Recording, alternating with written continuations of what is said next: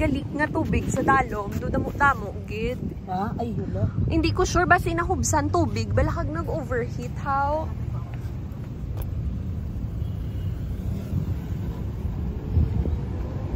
Hindi ko alam kung ano yung nangyari sa EF kasi yung idle niya umabot na hanggang 4-5 tapos nag-check engine na siya.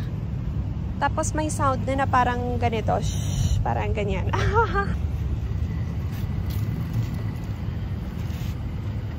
Transfer muna ng location para di rin ma-overheat yung dad ko tsaka yung mekaniko niya.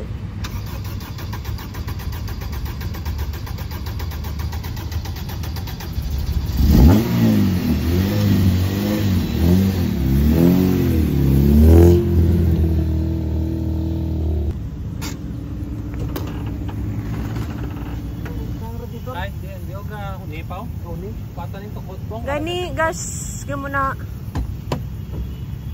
Why kita ba ng trapo kay? Para Here's the car of my dad. EF din siya na sedan. And this is for sale pala guys.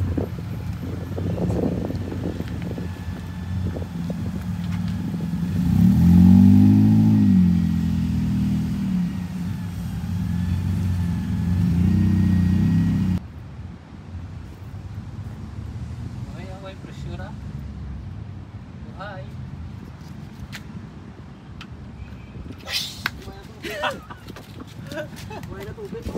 Ha? Buhay na tubig. Sige, tatak tubig.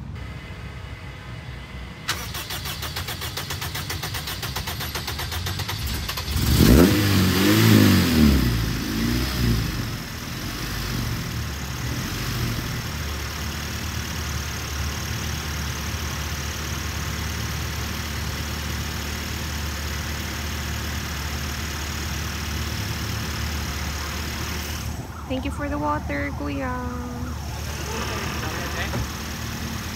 After nilagyan ng water, naging normal naman yung temperature niya. Tapos in-adjust na lang din yung idle after. Back to normal na yung drive niya. So, it's a false alarm. Naagapan naman siya at hindi pa naman siya talaga na overheat. Ina-adjust nila ngayon yung idle kasi sobrang taas eh. Wala na.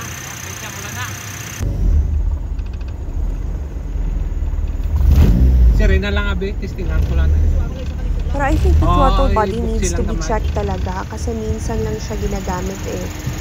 Tapos I think kailangan lang talaga ipa-overall check-up na lang lahat para mas safe. Ay, patay. Dugangan mo bro.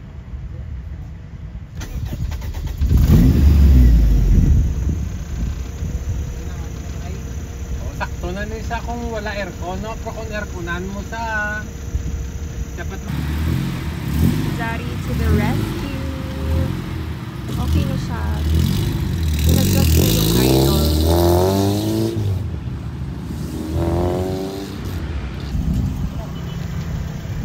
The sedan and the hatchback.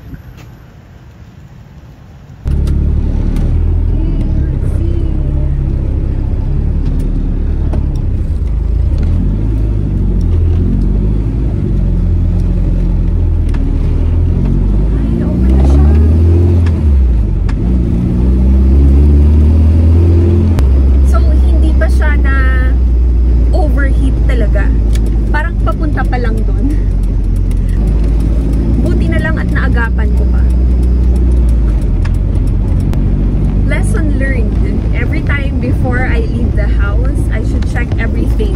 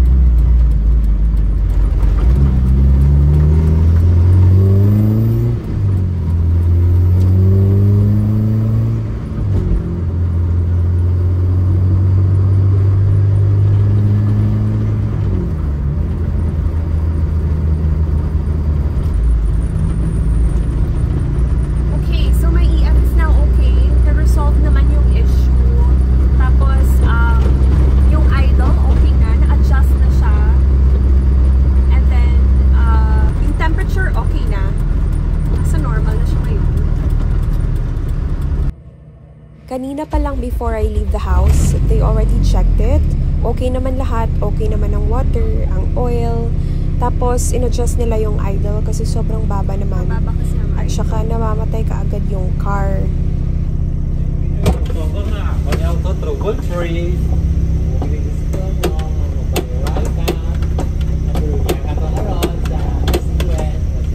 Baka may leak nga talaga kaya nawalan ng water. Kasi okay naman yung water kanina before I leave the house. Hi everyone, they are trying to fix 1, 2,